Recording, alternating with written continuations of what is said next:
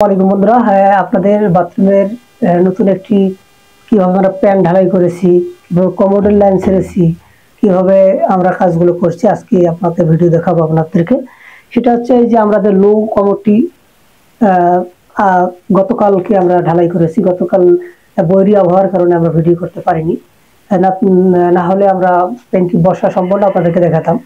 তো আজকে নেক্সট ভিডিওতে আমরা প্যান কিভাবে লো প্যান ফিটিং করতে হয় বা ঢালাই করতে হয় সে ভিডিওগুলো দেখাবো। আজকে আমরা লো কমোডটি ঢালাই দিয়ে নিয়েছি। সেটা হচ্ছে, আর আমার ডাইন পাশে যেটা দেখতেছেন এটা হচ্ছে একটি কমোডের লাইন করে রাখছি বা কমোডের ছেড়ে দিয়েছি, ভবিষ্যতে কমোড করব। আর আমরা গত ভিডিওতে বলেছিলাম যে একটা মোটরের লাইন আমরা বাথরুমের ভেতরে বা টয়লেটের ভেতরে রেখেছি।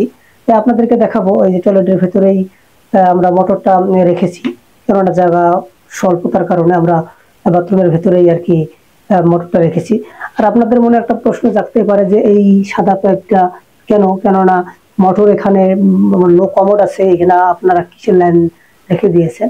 আমরা এই লাইনটি রেখে দিয়েছি বেসিনের লাইন না, আপনারা ভুল করবেন না। সেটা হচ্ছে আমাদের এই প্যান চৌকি থেকে যে মোটরের যে ফ্লোরটা থাকবে, এখানে যদি কোনো পানি পড়ে যায় অবশ্যই পানি পড়বে, সে পানিটা কোথায় নিষ্কাশন হবে? দরজা দিয়ে তো যেতে পারবে না, কারণ টাইস করে বিট দেওয়া হবে।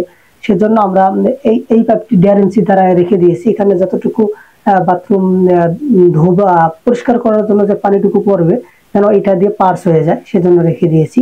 বন্ধুরা আজ এ পর্যন্তই, ভালো থাকবেন। আমার ভিডিওগুলো লাগলে অবশ্যই ভালো লাগলে পেজটি ফলো দিয়ে রাখবেন এবং লাইক কমেন্ট শেয়ার করবেন।